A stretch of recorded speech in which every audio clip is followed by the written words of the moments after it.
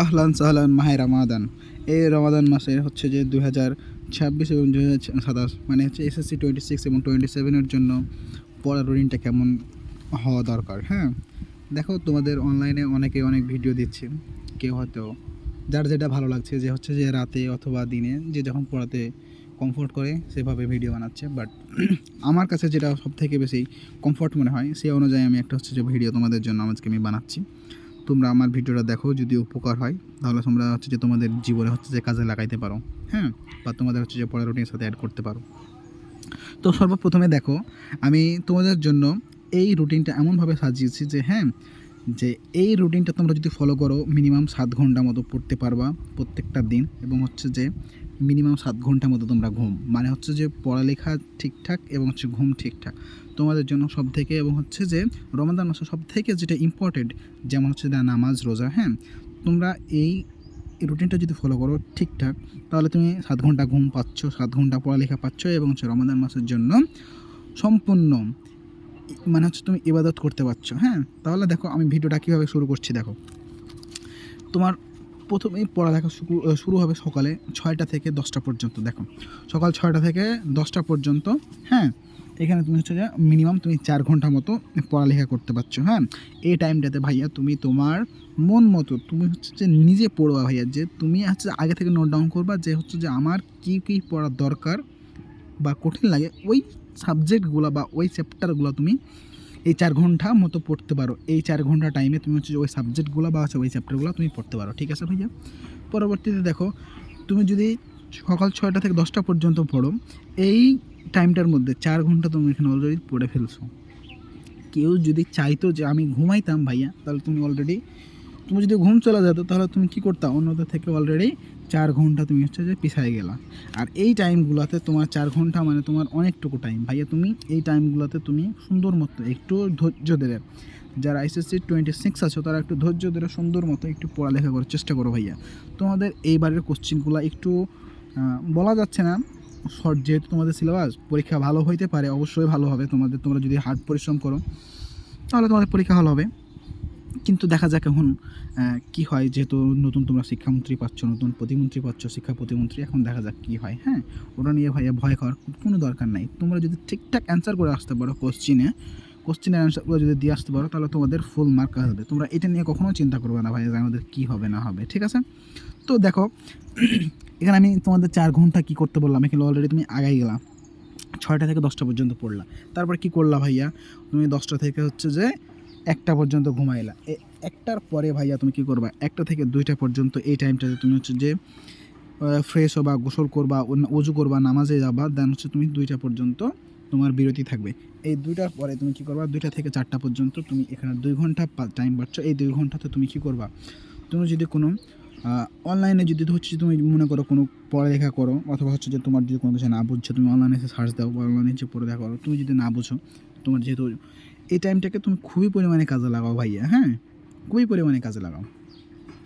বা এই টাইমটা যদি হচ্ছে তোমার হচ্ছে যে 2টা থেকে 4টা পর্যন্ত, তোমার যদি তোমার হচ্ছে যে কোনো থাকে, প্রাইভেট থাকে, অথবা হচ্ছে তোমার যদি কোনো কোচিং থাকে, তোমরা চাইলে সকালেও ওটা ট্রান্সফার করতে পারো, অথবা হচ্ছে যে তোমরা বিকালেও ট্রান্সফার হতে পারো।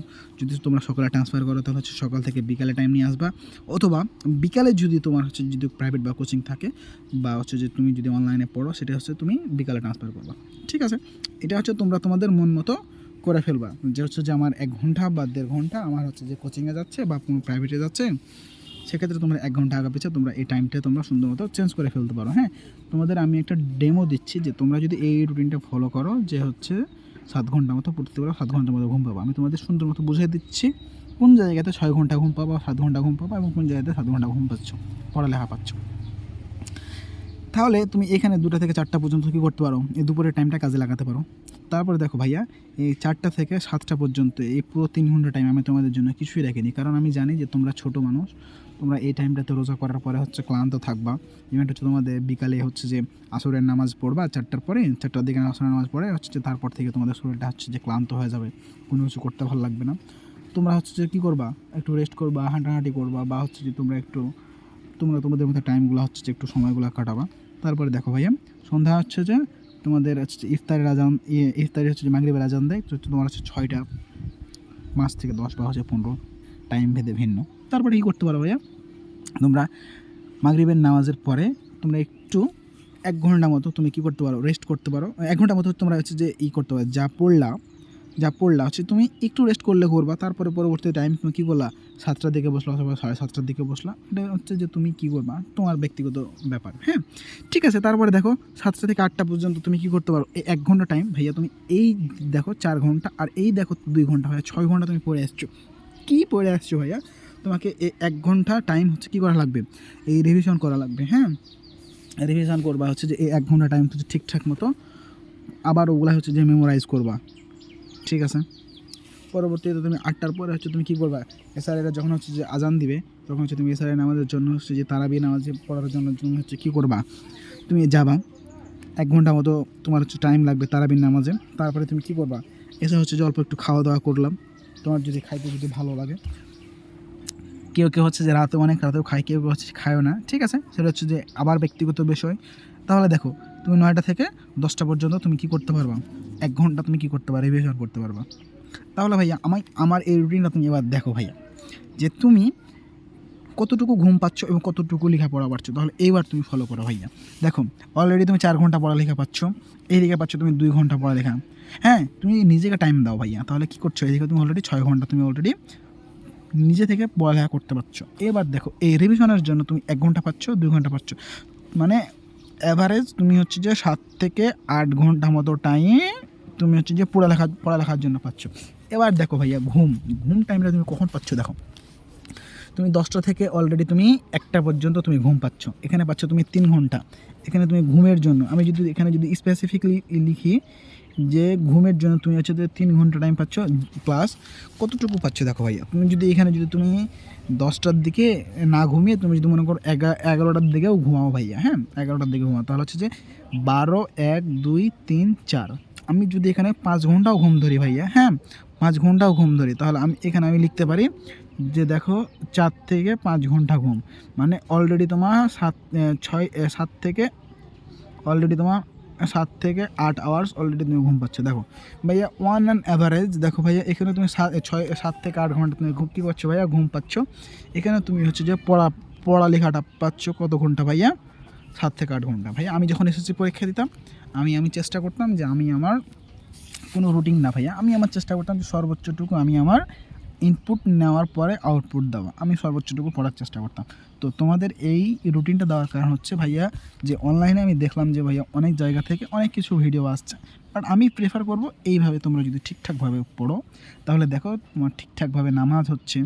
তুমি যখন ঘুমিয়ে যাবা ভাইয়া, দেখো তুমি 11টার দিকে যখন ঘুমিয়ে যাবা তখন যদি তুমি 4টার দিকে উঠো, ওই টাইমটাতে উঠে তুমি ফ্রেশ হয়ে হচ্ছে যে সেহরি করবা, খাওয়া দাওয়ার করার পরে হচ্ছে তুমি কী করতে পারবা, সুন্দর মতো নামাজ পড়ে আসার পরে একটু রেস্ট করবা বলতে যখন হচ্ছে তোমার ঘুমের চাপটা আসবে তুমি একটু হাঁটাহাঁটি করবা, একটু হাঁটাহাঁটি করার পরে তুমি আবার পড়তে বসবা। ঠিক আছে, দেখো খুব সুন্দর একটা রুটিন তোমাদের বানাই দিলাম। তো এটুকু পর্যন্ত তোমরা হচ্ছে যে সম্পূর্ণ হচ্ছে যে আগে একটু মেনে চলার চেষ্টা করো।